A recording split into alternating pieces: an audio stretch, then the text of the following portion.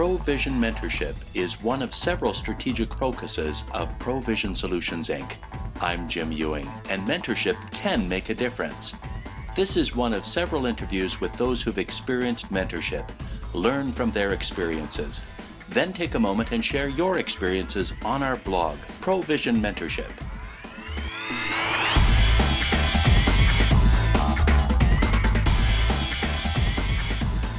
My name is Marilynne Miles Gray. I'm a partner with Dr. Bill Gray. We've been working together since, I don't think I even want to say how long. It's just been such fun, and I think one of your first questions to me was, what's been your experience with mentorship? When I first started, I was the researcher, and I looked for material on mentoring, especially the formalized end of things, and found a blank slate. There was just almost nothing. It was fascinating. And that made me focus very strongly on the whole field of assigning definitions and explanations. So I looked at the definition of the mentor, I looked at role models, I looked at tutoring, because Bill and I also set up our students so that they could tutor those who need to be brought up to a certain level because their skills weren't as good as they needed to be. And I started thinking about my own life and decided I really didn't have any mentors in my life. I had some fabulous role models, a ballet teacher, a school principal, certainly my parents, and all of us are role models. Whether we wish to or not, we end up role modeling how to do something well, how to not do something so well. So that was important to me. Take us back and talk about the role that mentorship previously had in daily life. I think most people don't appreciate the fact that years ago, the mentoring relationship was part of the culture. It was just automatic. It was just expected that you would have a mentor, somebody to take you into the career, whatever it was, the trade. And that is where I think long ago our parents were actually mentors, or it could have been an uncle, it could have been an aunt, it could have been a grandparent who said, well, we've been shoemakers for the last 20 generations, and we're going to draw you into the trade, and we're going to show you how to do it, and you're going to be apprenticed out, and that sort of thing. It was part of the culture. And then when we had schools developed and sent kids to school or to universities, we lost certain elements of that. And now we've rediscovered it, and although we say, well, we've been doing it since 1978, let's say, and that seems so long ago. In fact, it's just a drop in the bucket if you look.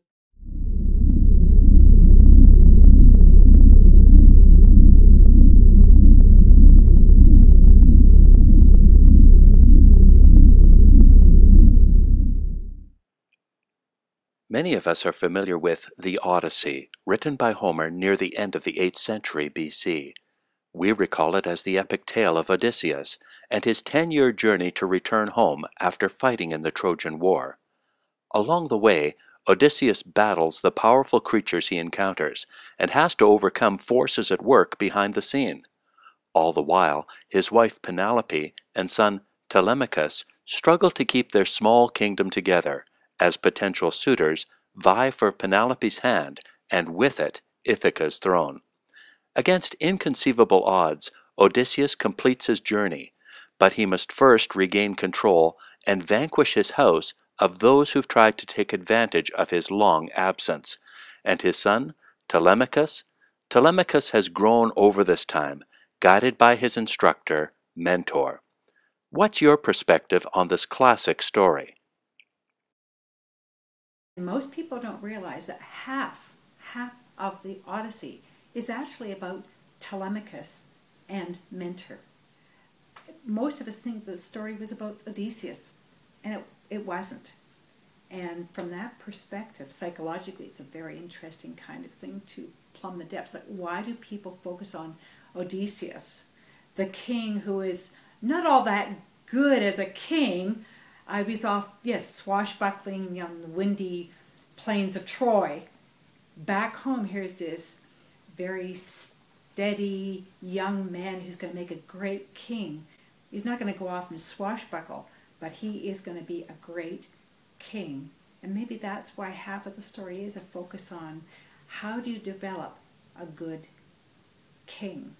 How do you develop a good ruler? Do you send them off swashbuckling, or do you do some of the duller stuff? It's fascinating.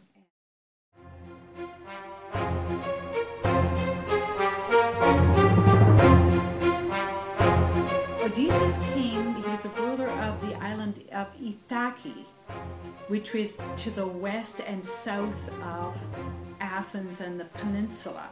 And he probably had 100 goats and 100 sheep kind of thing. It was a very, very tiny little rocky island. So I wouldn't be surprised if as an adventurous soul, he would say, hey, I get this chance to go off to this keen war, and I've got this wanderlust, and I'm tired of being this dull king. Let's go for it, guys. So off he goes to Troy and all the little side routes along the way. And in the meantime, he leaves this poor woman, Penelope, to raise this very young child, more or less on her own. And in those days, I would say that if you didn't have a very strong presence, a lot of brigands would come along and say, hey, I like this, I rather like this rocky island, I think I'm going to conquer it. And so we've got the story of Penelope with all these suitors trying to take over. And Mentor is such a wily character. He's strong, he's not physically strong, but he's a very thoughtful man. And whenever a new quality is needed by him, like to give advice or to teach a skill, he would be there. But he also said, I know I am not the person to do it. Very, very clever man. Even if he didn't exist, as a character described for us to get the concept of mentoring, he is incredibly good, because he'd say, fine, I will send you off to the island across the straits. I'm going to hook you up with, and he would send him off to visit somebody else who would give him advice on fighting or on dealing with the suitors or bringing in the harvest, whatever it was. What are some of the lessons that we might learn, things that come out of Homer's story? Hundreds of years later, when it came down time to Louis the 14th, and he had a grandson who was going to replace him, and he hired a man called Fenelon, a priest called Fenelon, to tutor the boy, to mentor him in effect, to bring him along, because he would be the next king. And Fenelon looked at Louis the 14th and said, you've been waging an awful lot of, well, this is what he said to himself. Obviously, he wouldn't have dared to have said it to Louis, but you've waged a lot of war. Your people are starving. The kingdom is in a shambles. And remember, Louis the 14th is the one who said, après moi, le déluge. Translated roughly, after me, you know what's going to hit the fan. Because he'd spent the country into absolute poverty. I mean, it was just a total disaster. And Fenelon had a notion that this is not what he wanted this young man to become. So he worked with him, and under the guise of trying to assist him, he wrote a book called The Adventures of Telemachus. And so he showed all the good things that a king should do versus all the things a king should not do. And it was in direct criticism of Louis. And Louis banished this Fenelon to the farthest reaches of the kingdom that he could. And that's another interesting little side story that we can learn a great deal from it.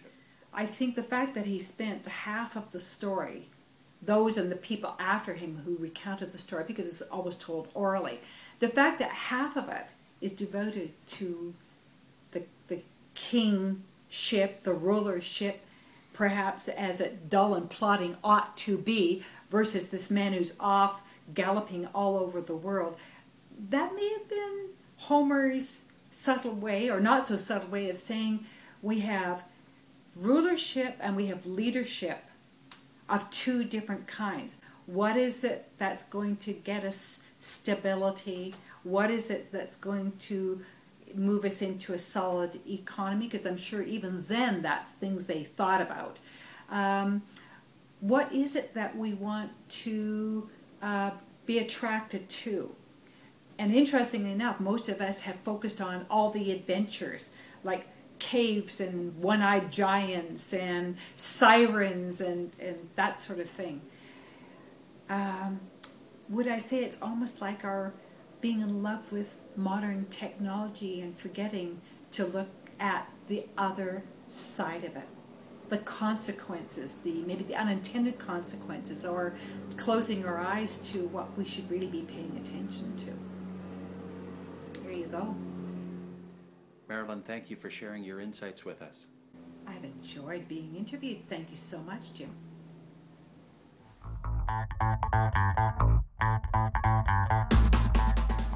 Now it's your turn to share your experience with mentorship.